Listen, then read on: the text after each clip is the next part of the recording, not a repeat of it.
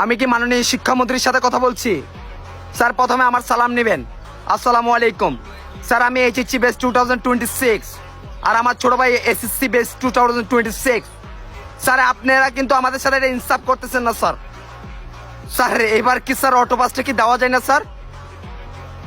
এই তো স্যার আপনারা তো স্যার আমাদের সাথে ইনসাফ করতেছেন না স্যার। বাসা থেকে যদি এবার ফেল করার পর স্যার রিক্সা নিয়ে দেয় স্যার, আমি কিন্তু আপনার বাসার সামনে দাঁড়িয়ে থাকবো।